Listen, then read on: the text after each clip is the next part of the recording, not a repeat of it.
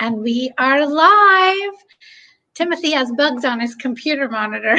Oh, he went away. Where did you go? He's being invisible. There he's back. Oh, we're live. Welcome to Real Life Talk. I am Heidi Love, your host, and I'm here with Timothy Earle, your co-host. And we are on the hot islands of Hawaii. It's very hot today, so we have hot topics to cover for love, life, and relationships. Tough topics for today's reality. And today we're going to be talking about if we are living from habit or intention and how to match your actions to live into your intentions. And maybe a word that is like surrender. But we'll talk about that halfway through because that's more of an advanced way of living. So we'll start with the ones that most of us do.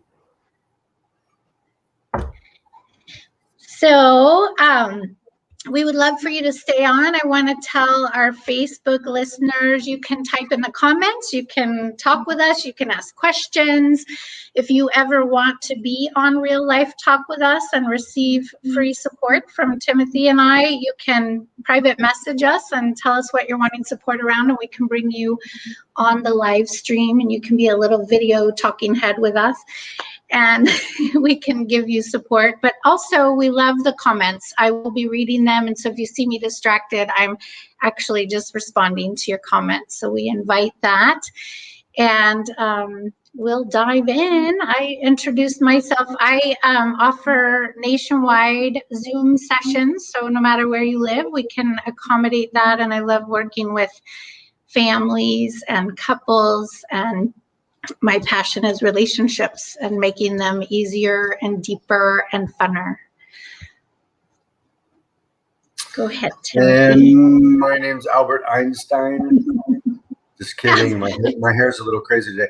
My name is Timothy Earle. I live on the island of Maui. I too am a life coach. This kind of big catch-all phrase. I work with individuals and couples around sensuality, sexuality, love, relationship. But I also have been known to be a family dynamics coach and a bunch of other things. Lately, I'm really enjoying coaching people about integration and bringing all parts of themselves, internal family systems work, under what I call the same umbrella or awareness, consciousness.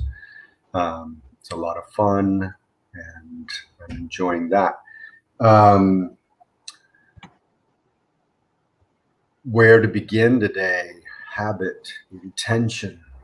How do you live your life? Do you live it in a habitual, patterned way, or do you live it with intention? And how do you know the difference? And is there a third way? And is there a third way? I think habits are one of the things that have to be changed for dynamic relationships. Like I think of habits, patterns, and beliefs. You know, are they sabotaging or supporting your relationships? Like is your even in living with someone, right? Especially if it's new, is your habit of getting up and doing this thing and then going to work, and does that support the lifestyle you're really wanting? You know, are you embracing the habits? I can tell on myself right now, like there's been times in my life when I've had a habit of meditation or practice of meditation and also a regular exercise. And that's something that I have slipped on. So I'm in the habit of avoiding it.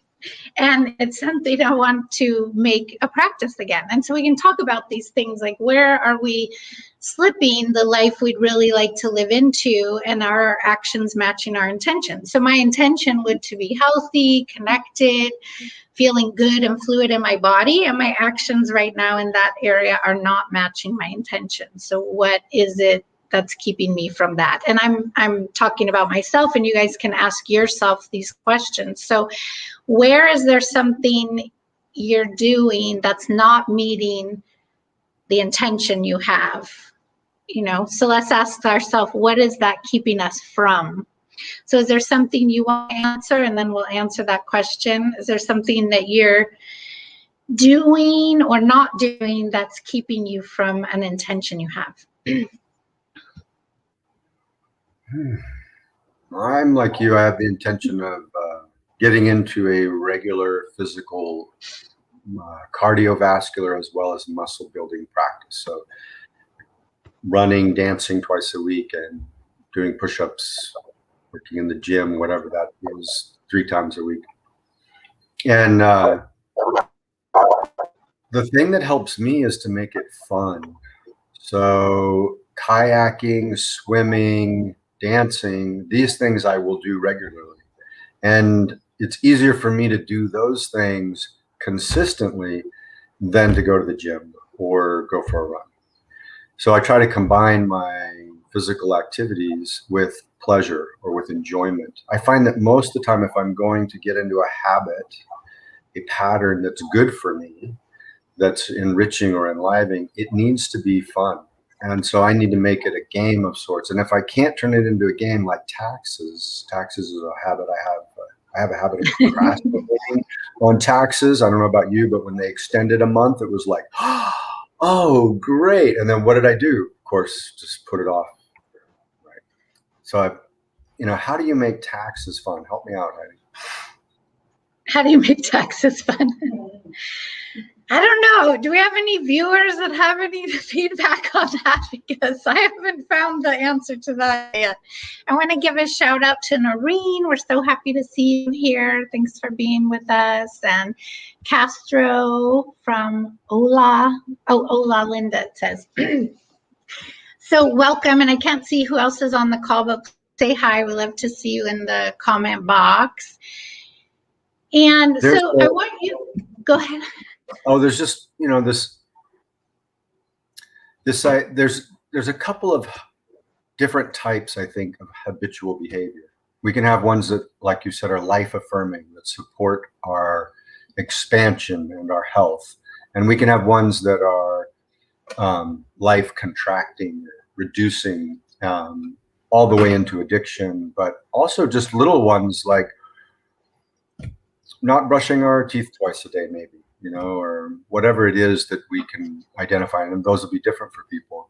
But there's also what I would call personality habitual patterns that are a little more subtle and harder to see sometimes. So I'm assuming we will get to that as we move from kind of behavioral into personality and then maybe into this third thing. So do you think personality, it's from like our actual personality, or do you think it's from family of origin stuff? Because something popped into my mind, like family of origin stuff that would show up in relationship. Like I've often worked with couples, or even for myself, where they really want quality time. And then when they get it, they sabotage it, not on purpose, not thinking about it, but sabotage the time that they do have. Yeah, I think that personality is my cosmological fantastical structure, if you will, is that we each have a soul or a frequency, a vibration that is actually who we are. And then we come into this lifetime, maybe other lifetimes, and we wrap ourselves in a personality structure in order to learn and grow and expand and become more conscious. So what I mean by personality structure is that, and yes, that includes family of origin, but it's a lot bigger than that. When an astrologist might say it's literally in the stars, someone else might say it has to do with your karma, but that personality structure that we have, that I think we can be more aware of and we can work with. I think a lot of us get into habits that are based on that, the family of origin stuff. And those could be harder to see, right? Like the one you're talking about, or with quality time and then sabotaging it. It's really popular right now, attachment theory, and how does our attachment style affect our relating, not only to people, but to the world and intimacy. But I'm also thinking of when I'm under a lot of pressure, I go from being a very kind of outwardly giving person who my personality structure identifies my worth, family of origin stuff here, my worth based on how valuable or how much you need me. And then if I'm not feeling like I'm getting that reciprocally, there's resentment that builds up. If I don't step out of my personality structure, if I live in my personality structure, resentment builds up. And then I get stressed, and then I can become very aggressive, grumpy, forceful to establish my worth and to get what I think is mine. I don't like being in any of those habitual patterns, those three that I just described, that are part of my personality structure. And so I find that if I work at the personality structure level, it's easier for me to shift a lot of the behavioral stuff that we started out with. That's why I bring it up. So what would be a question we could ask our viewers that would help them have awareness of one of their personality structures? I think if you could change one thing about yourself that is getting in the way of you feeling, being the way you want to be, identify that. What's that one thing? I identified three. You can identify one thing, and if you want to, you can post that in the chat box, but then we can talk about. Say it again. What is the one thing? Identify one thing about your way of being, your personality structure. So let's say you walk into a room full of doctors, and because they've all got ties and jackets and everything else, you look at them all and say, oh my God, they're so much better than me. And you kind of shrink and cower, and you shut down. You're not very extroverted, mostly just because of the setting. It's a bunch of new people, or then that might be one thing you want to change about yourself. I think that's an interesting place to work on. How do we shift at that level a personality or habitual habit? So the question was, what is the one thing in your way of being that keeps you from what? From showing up how you would like, or having the life that you would like. And I don't mean the one thing, one of the things, because I think we all have many. Just pick one. Yeah, like procrastination could be one for me. That's a simple one for a lot of people, that they procrastinate. It's part of their coping mechanism. They avoid. Well, that'd be an interesting one to talk about. How do you shift that? How do you change that? And that, notice, if you shift your avoidance process, then you shift, the taxes becomes easier. Lots of things becomes easier. I think we should make a note of that, because I know a lot of people that have a challenge with procrastination, and that would be a fun topic to talk on. So let's make a note of that. So I typed in the chat box, you guys, I'd love to hear your answer, and I'll answer it too. What is one thing in your way of being that keeps you from showing up how you would like? And I think the thing that popped in my head is I've shared this before as part of my addictive process, that gots to know gene. I have to know. And how that gets in the way of how I would like to be. I'm thinking of work right now. I like to know for certain, or I have to know, because I don't want to put all my time, commitment, energy, love into something unless I know that it's going to work out. And that keeps me from moving forward often in things, because I really don't get to know. So annoying. What I hear in that, just so I know I'm understanding, is there's a certain level of certainty that puts you at ease and then allows you to move forward. So It's more than just knowing. It's like a certainty of, okay, I've got these chickens, I've got this feed, I'm going to get eggs. I'm certain. Here we go. Let's build the chicken coop. As opposed to, we have no chickens, we have no feed, we're not going to get eggs. Why are we building a chicken coop, right? Yes, exactly. So, but I know that gets me, gets in the way of me jumping into things. And when I was young, I used to just do it. I'd get into action and I'd try anything. And I've gotten jaded over the years where I don't have that part of myself that wants to just jump in and do it. I want more certainty that it's going to work out the way that I hope. And, it's just not something that happens in life. We really don't get to know. And so I have to course correct, and it's not an easy one for me to shift into, into, I read this thing the other day. I wish I could think of it. It's something like, what is worth failing at? Like, what do you want to do that's actually worth failing at? And that's a question I need to ask myself, because I don't want to fail. I want the certainty that it's going to work out before I invest my time, money, energy, love, blah, blah, blah. So what is it worth failing at? What's worth doing that even if it didn't work out, it was worth doing? And so that's a question for myself and for others that can relate. That's perfect, because now you made complete sense of what you were saying. Right now we understand exactly what you're talking about, and how this need for certainty can get in the way of what I'm hearing, doing something that's really alive for you and that you really want to do, but there's not enough certainty, so I'm not going to do it. As opposed to that kind of young, innocent openness to, you know what, if this works, I want to do this, so I'm just going to give it a try, and I'm willing to fail at it and try. Beautiful. So let's see if anybody wrote in there. So I'd love to hear you guys. What is the one thing in your way of being that keeps you from showing up how you would like to? Chantal wrote, I assume people won't care about me, so I don't allow myself to engage much with others. See, that's a great one. Like, if that shifts, look, the whole world shifts, right? And it's way beyond like working out, or not that that's not important. It is, but that's someone's whole life goes from isolation to expanded openness. That's an amazing one. Thank you for that. Yeah, and I hear some tenderness in there that I can share, that there's a certain amount of certainty or security or safety that's needed to allow yourself to engage so that you can have that connection. And when we have fear that they won't care, of course, we don't want to put ourselves out there. So I'm trying to think of a good thing to question yourself on, to lean into that. I would encourage you to start looking for evidence that people care, even if it's at the grocery store and someone moves so you can get through the aisle, looking at that as evidence that somebody cared about you, and just start looking for those little things, looking for the evidence that people care.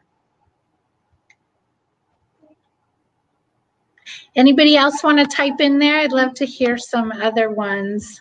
What is in the way of you being?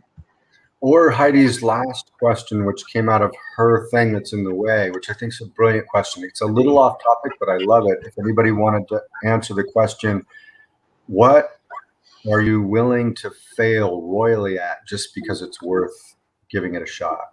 Yeah, what is worth what are you? I'm going to type that in too. What are you willing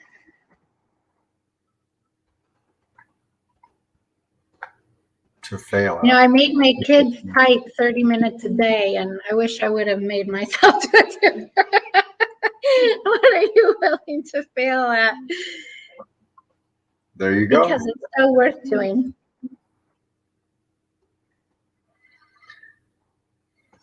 What are you? I want to answer that. Let's answer that, Timothy. What are you willing to fail at because it's so worth doing?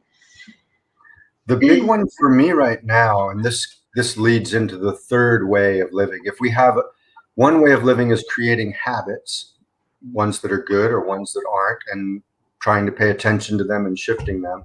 Another way of living is to have intentions. We haven't totally gotten into that yet. And living through intentionality. Neither one's right or wrong, notice. Both have pitfalls. But there's a third way that's a little bit more mystical, and that is surrender. And the thing that I'm willing to fail at right now is moving into a space of surrendering into trust and faith that there is a greater power than me and that all will be taken care of. And I'm willing to fail at that in the trying. I'm willing to fail at it over and over because it's the most interesting way of living that I have found yet at 55. So. And that doesn't mean I don't have intentions or habits, but ultimately I'm working at living from a place of surrender, meaning I'm willing to put all of my chips on the table and trust that God or universe or source is got me and everybody else, and everything as much as I don't get it and can't understand it in this dual existence that we're in, that everything is actually occurring as it's supposed to. Sounds like a bit of a bypass. I'm not really talking about that. That includes my emotion. That includes my negative thoughts. That includes everything. I'm really working at surrendering all of me to love. Love it. And living from that place. What does love ask? So love asks me to risk everything in the name of love, and I'm going to do it. I love it, Timothy. I love that. So what I think about when I think of the word surrender is I used to really be into manifesting. And to me, that meant that I had to micromanage every way that it happened. And I manifested some great shit. I'm a powerful manifester, but it's exhausting. So what Timothy is talking about and where that touches my heart is I learned that, and I've typed in the chat box so you guys can look at it. I learned that intention is an aim or a purpose that sets energy in motion. So it gets me unstuck. It points me in a direction. And when I used to have to choose all along the way how it happened, I believe my outcomes were limited to my vision because I can't see everything. And so I think it's so beautiful what Timothy is sharing. I can have an intention, which is an aim or purpose that sets energy in motion.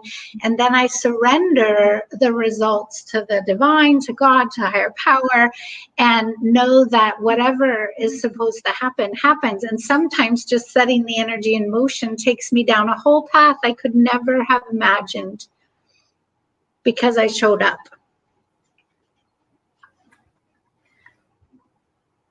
Beautifully said. Thank you. Yeah.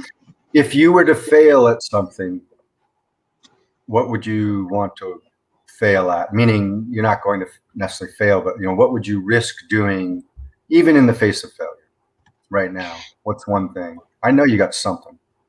It's really easy for me to say relationship because it's my top priority and I'm willing to do that no matter if I fail. Like, that's worth it to me. Relationships are worth it to me. Close relationships. I'm not that into casual relationships.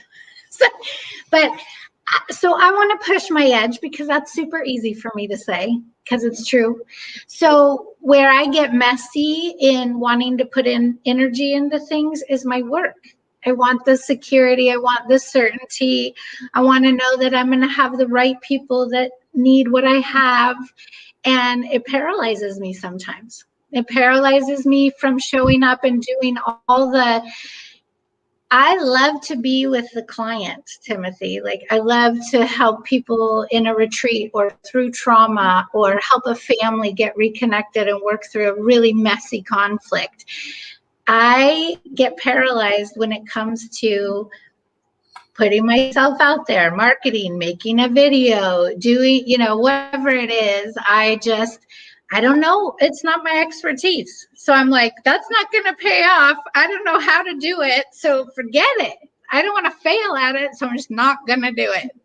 So, but I think that I'm robbing myself because my biggest heart is to help people. And if I'm not in front of them to help them, I'm robbing myself of what is one of the most precious gifts that I receive on the planet is when I get to watch that transformation. And so I really need to have a breakthrough there. I fully understand what you're saying, and my heart is right with you. It's a complicated one. This knowing that you are knowing when you're being really well utilized by your work and getting to play with all your own edges as a coach in helping others find transformation, whether it be individual, couples, or family dynamics. And then this conundrum of how do you get your shingle out there, since it's a little more complicated than just hanging it on the street these days. There are so many places to put your shingle and so many different ways to advertise what you are good at. And so I hear you that can be daunting and easier sometimes to stay away from it than to lean into it. Yeah, and the little kid in me just wants to be discovered, and I want someone to see me and be like, she's my product. I'm going to market her and let me use my gifts. Yeah. So yes, I need to do this just for the sake of doing it. And I'm like that in other areas too. When it comes to, I could relate that to eating or exercising or whatever. There's a result that I want for it, but for me, it's a habit. So that's back to habits. We're going back to habits. So like, there's been years of my life where I fed myself really well and I had a very good habit of self-care. And my intention was to feel amazing, to feel free in my body, to vibrate healthfully, like having that kind of life-giving food in my body and really just notice Heidi brought intentions and habits together. That's powerful, right? That we are creating a new habit. What are the intentions behind the habit, and bringing that together in order to reinforce and make the habit, like I was talking about, bringing pleasure, intention of pleasure and happiness into my habit of work, physical exercise. She's talking about that now. How do we bring our intention for more coaching clients, more work into marketing? Or, it's a tough one. I think that's a great question. We type that into the box, Timothy. Like, how do we bring our habits and intentions together? What is the intention? And then what is the new habit that we need to back it up? What's the habit that we have that is not living into our intention? So what habit is avoiding our intention, and what habits do we need to put in place to match our intention? And what the fuck is our intention? I heard cuss words. Are we allowed to cuss on Facebook? I don't know. I think we're on StreamYard, but StreamYard. Are we allowed to cuss on StreamYard? Bleep. Hey, I just need some feedback. If you hate cussing, put a thumbs down. If you like it, put a thumbs up in the comment box. So I want to read this comment we have. I totally understand with what Chantal shared. I became very depressed and having health challenges. My friends of 30 years plus have moved out of state. The friends here, I guess I pushed them away. I don't know if I am following the same conversation or if I am on one of my tangents, but I do feel that I have failed.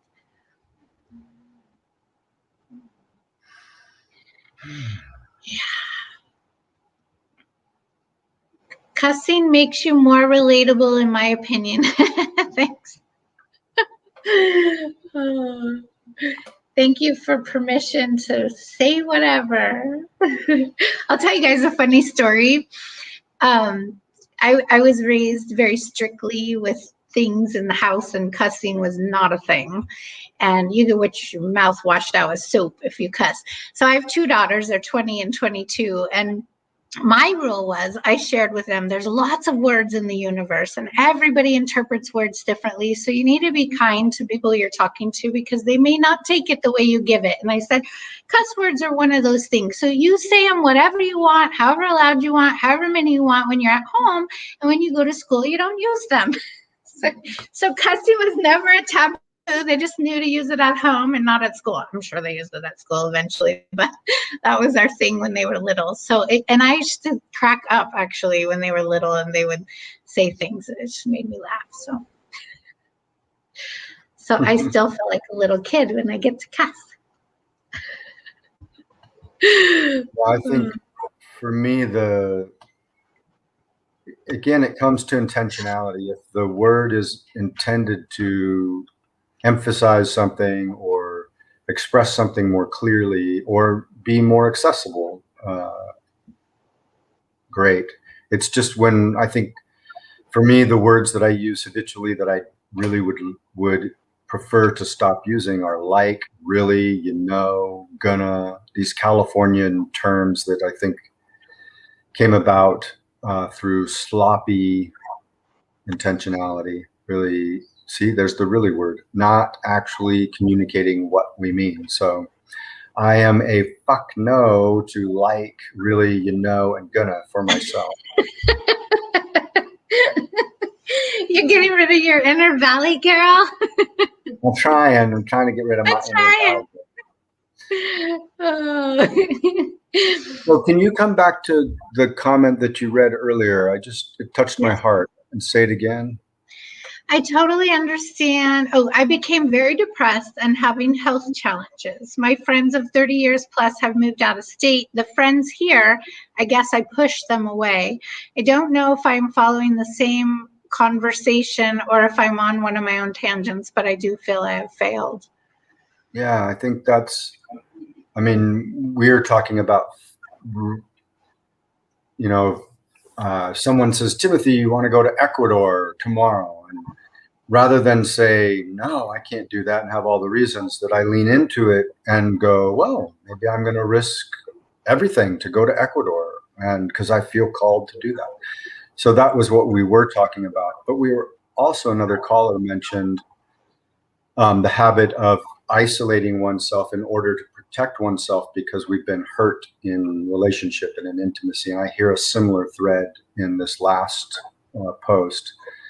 And sometimes we do have to risk, or to open back up and to connect with people does require taking a risk. And I like Heidi's bit of advice of looking for where there is care coming towards us and really appreciating that care and reprogramming our mind to look for the care rather than for the cruelness or the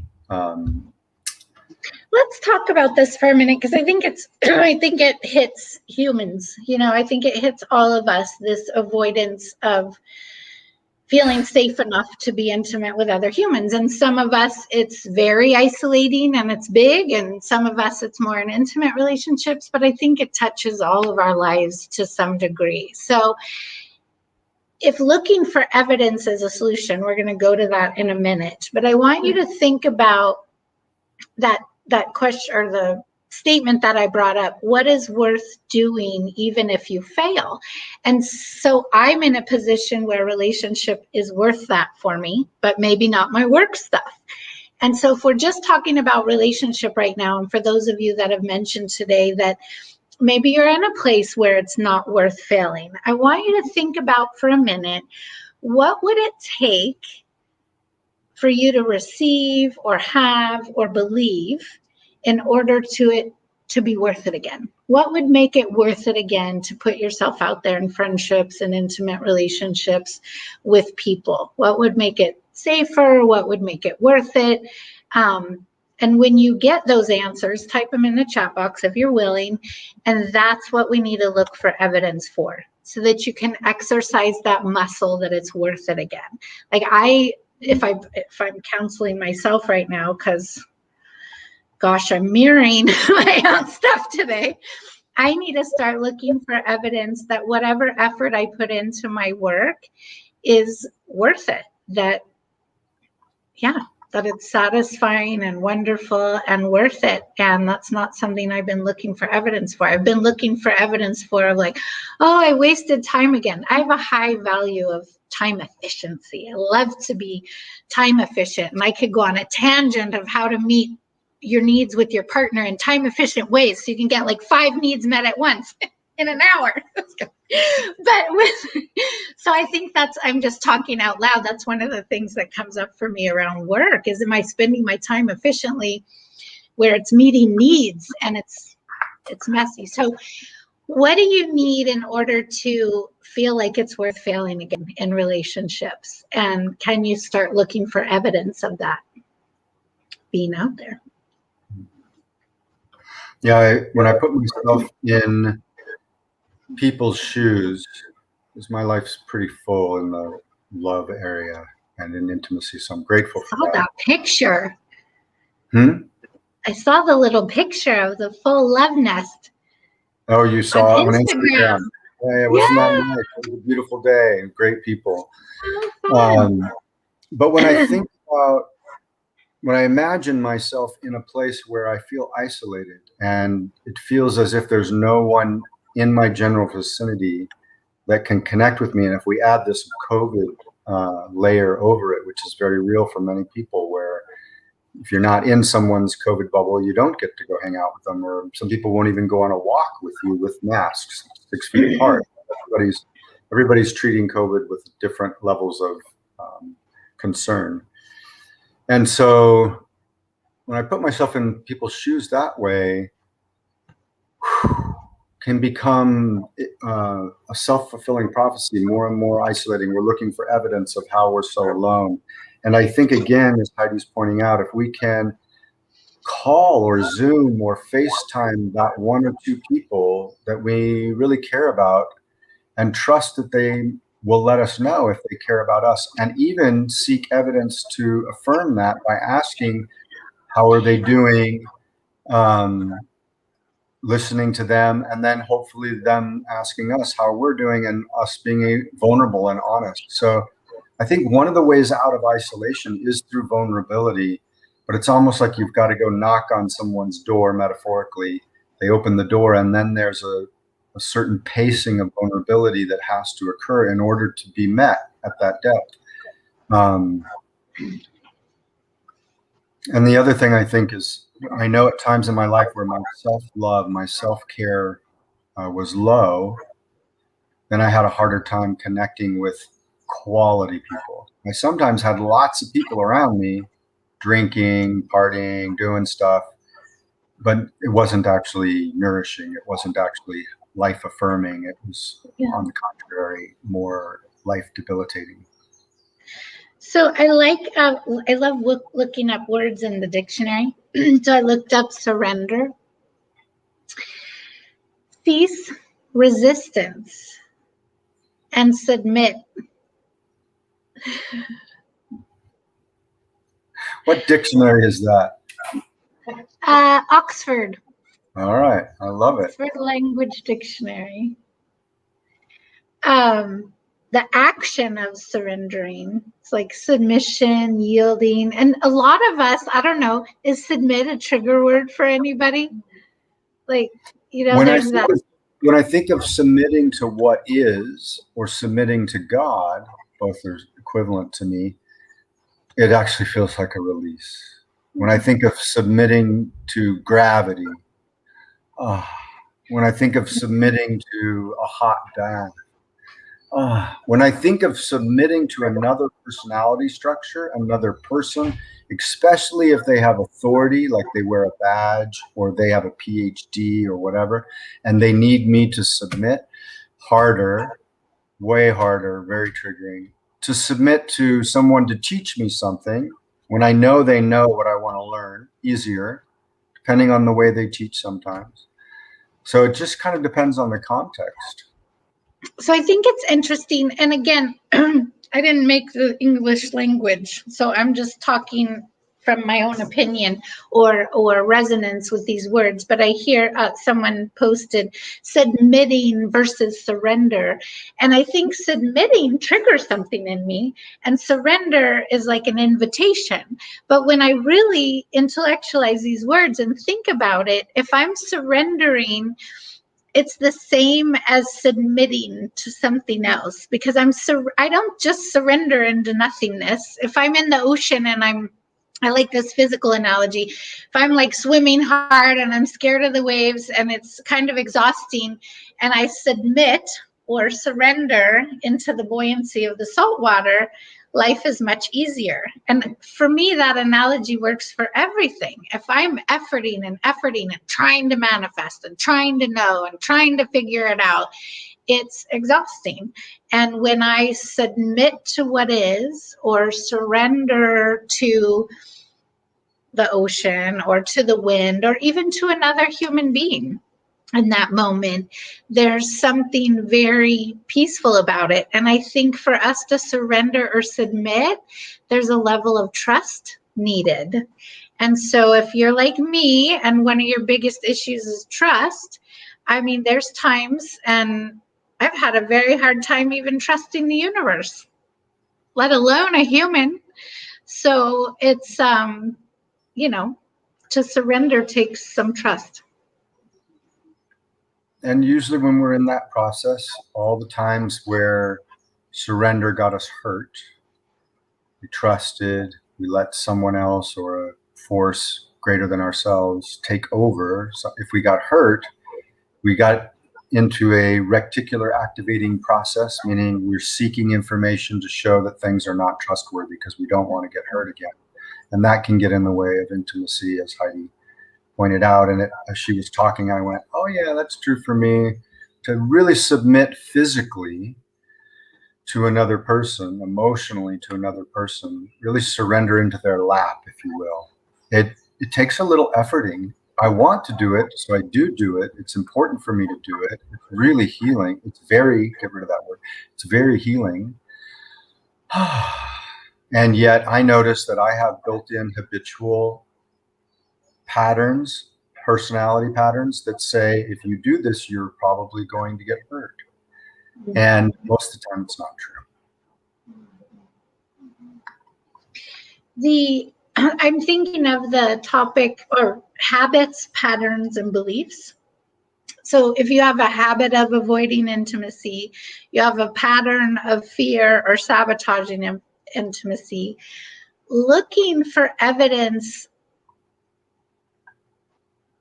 for what you need. So thinking about what you need in order to lean in. And when I didn't trust, I had to lean into faith. That was something that worked for me because I don't trust, but can I have faith that someone else did it? Can I look for evidence that it could be real, even if not for me? And we have to start wherever we can. I mean, I can't tell you, have faith and trust and just do it, because you might be here and I'm asking you to go here. So you just take the next step. What can you lean into? Can you lean in? And that's why I mentioned like the person in the grocery store. If someone moved over so you could walk by them, they care about you. They noticed you. And so you can start with even small things like that and start tracking the evidence that there are other humans on the planet that notice you and that care. And it is scary. We do get our hearts broken. And it's, I just want to say, having a guide, having help. I mean, Timothy and I talk a lot about ourselves. Maybe you hate that, maybe you love it. I don't know. We do it so that you can understand we've been through it too.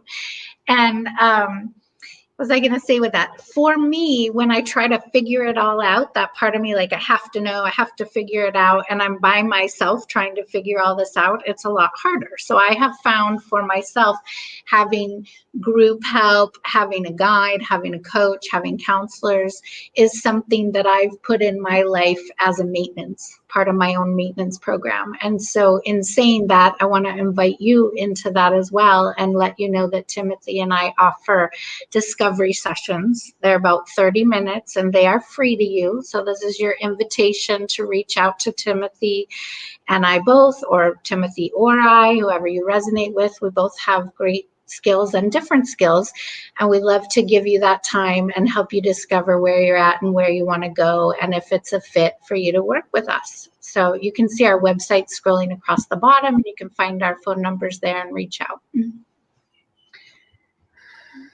Yeah, sometimes reaching out's the hardest part, and just believing that it is a free half-hour discovery session. Obviously, we'd like to have people call us to do that want potential coaching, not just to talk for 30 minutes. We do have, as Heidi mentioned, lives that and more values, and we both value efficiency with our time. So, but reach out if you're feeling compelled. This for me, if I'm in a place where I'm wanting greater connection, and I know that my belief that I'm going to get hurt is what's keeping me from seeking more connection with people and deeper intimacy. And worse, if I notice that when I do find it, as Heidi said, I'm sabotaging it in some way or another. The thing that helps me the most is to really come back to myself. Take the word really out. Come back to myself and make sure that I'm actually connecting with myself and treating myself the way that a trustworthy person would.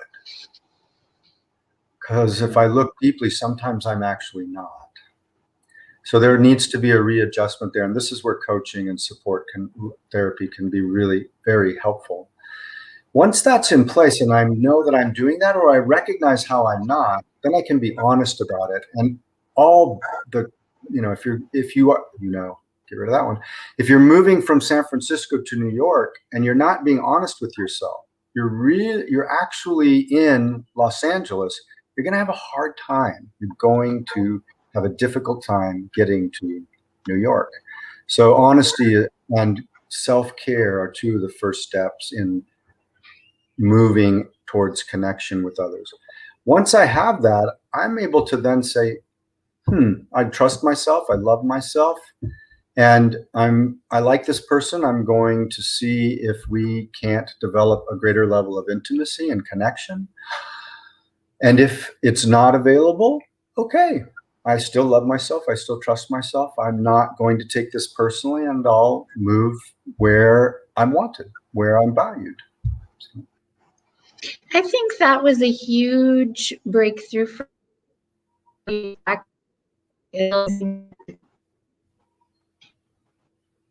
What you do.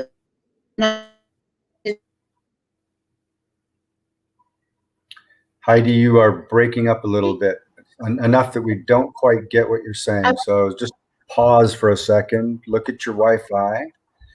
And am I back? Now you're back, yeah. Okay. So let me try again. So I lost my train of thought. I was trying to put your, it went in there. Okay. I was typing something in the chat box and I saw that it didn't go in. There was an error. So do you remember what I was saying?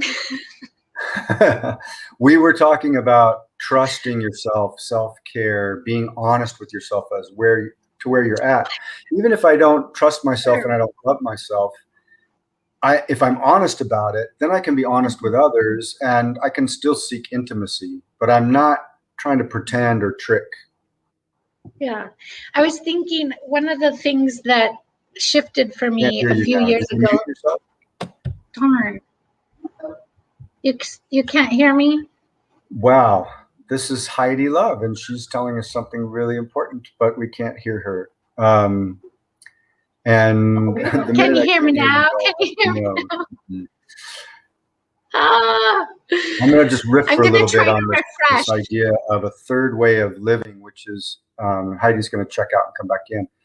If we have habits and enough awareness around them, we can set up good practices, good habits that are life affirming. And maybe she's back. Say something. Say something. Say something. So weird. You can hear me though. All right. So we can hope that people are hearing me. Maybe you want to just sit there and listen. I don't know. I was just talking about if we have these three ways, we can bring them all together. One is habits, life affirming, ones that really aren't life affirming. So obviously most of us want to work on the habits that support health or sober living or clarity. If we bring intentions into the habits, it often can supercharge the habits or help us shift from habits that aren't life affirming to life affirming habits. If we surrender all of that over to a higher power, to God, to source, to what is acceptance, radical acceptance, this is a way of living that is very potent, very powerful. Part of the surrender for me is recognizing where there is a want or a desire or a need, and creating intentions and habits that support that want, that desire, that need, because it's the wants, the desire, the need that motivate us to do things. If we're only trying to type 30 words a minute because our mom wants us to, it's harder than if, she's back. It's harder than if we see other kids or other people who are typing 30 words a minute and they're getting so much done, and oh wow, I want to be able to do that, right? So most of us that took typing in high school at my age, we were in the same room and we were kind of competing against each other, and it was a little bit more fun than trying to do it all by yourself. We look at, anyway, I don't need to go further. Heidi, say something. Can you hear me now? So will you finish this? I was typing it in the chat box. Create intentions or habits that support what? Support our... What I'm saying is that if we have habits that are life affirming and we connect into or embed into those habits intentions, often then we can switch from our habits that are not life affirming to habits that are life affirming. And this is potent. But at the same time, if we can do the opposite thing, it's so contradictory, where we surrender to the mystery of what is, the surrender to life, then often what actually needs to occur occurs. So there's those three things: habits, life-affirming habits, embedded with really good intentions. And intentions, this is what I was coming to find out what intentions we really there's a really word again, that we have. We can look at our wants, our needs, and our desires. Those are the most motivating in my life mechanisms. And then my intentions can arise from the wants, the needs, and the desires, and I create the habits to support them. And at the same time, I'm surrendering to a higher power that things are actually occurring the way they are, the way they're supposed to. Notice it doesn't negate my habits. It doesn't negate my intentions, my desires, my wants, my needs. But I'm surrendering all of that as opposed to trying to control it, as Heidi was talking about earlier, and really and truly getting in the way of what's best. Beautiful, beautiful, Timothy. The thing I was trying to share, can you hear me? Okay. The thing I was trying to share that was really life-changing for me is that in a lot of my self-value was based on how you saw me. And I mean you as in any other person on the planet. And so years ago, I had this epiphany that what other people do doesn't have anything to do with me. And knowing that if they can't meet me where I'm at, and I had this epiphany around my body, and I've shared this before. I shared this with Timothy. But I used to be so afraid that I wouldn't be loved when I was overweight or wherever I was at in my body. I've been up and down 70 pounds in my body.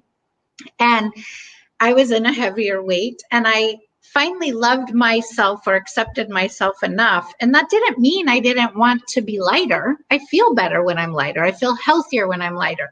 But I didn't hate myself anymore. And I had this epiphany of like, if they don't like me in the package I'm in, they're not my person. There's billions of people on the planet. I mean, really, how self-centered am I? So it was this surrender. It was this surrender into, I can only be who I am in this moment. It doesn't mean I don't want to grow. It doesn't mean I don't want to change, but it means who I am right now. Can I be with me? Can I love me? Can I have other people in my life who can see and be with me now and tomorrow and when I evolve and when I'm sad and when I'm happy? I was having this conversation with a beautiful friend of mine today. Like, can we be with each other when we're not just good, when we're not just happy? Like, can we be with each other in all of our beingness? And how other people react to our beingness really has nothing to do with us and everything to do with them. I don't know why I thought of that, but it was a really important piece. You thought about it because it's in alignment with this idea of radical acceptance of what is and surrendering to what I call present moment living, life speed. And again, not saying that you don't brush your teeth and that you don't get up and work out, or that you don't write your mother a Mother's Day card. Oh, it's coming up, by the way, Mother's Day. Mm-hmm. You know, that these are things that we do out of love, out of care, and as Heidi was talking, what it made me think of was, and I want to ask this question, once you accepted your gorgeousness as it was, 30 pounds above what you told yourself you needed to weigh, or 70 pounds above, or whatever the weight was, once you just accepted that, it wasn't about trying to work out. It wasn't about eating differently. Just, I accept this. And if people aren't going to love me inside this body, me, because of the way I look, well, then they're not my people. And in that moment of acceptance, did you, here's the question, find it easier to shift your eating habits, your exercise? Because I'm doing, so this is where, okay, it circles back around. So it is part of the topic, Timothy.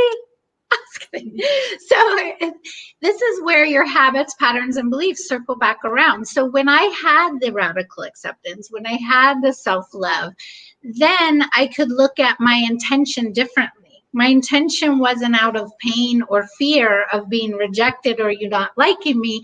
My intention became out of health and loving myself. And so, of course, it's easier to act in a way and have a habit of loving myself rather than punishing myself because I need, something else. And so aligning your intention. So if I have a desire, I'll go to the healthy body thing. Most of us can relate to it. If I have an intention of being lighter or of being in a healthier, more free moving body, and that is coming from a place of loving myself, I can match my habits, my daily habits, to meet that intention. And so when that is off, like I mentioned, it was earlier, I've gotten out of the habit of some of the things that support that intention.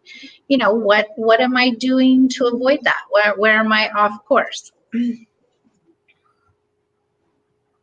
Yeah, it's a hard one when we bring it back to this idea of isolation.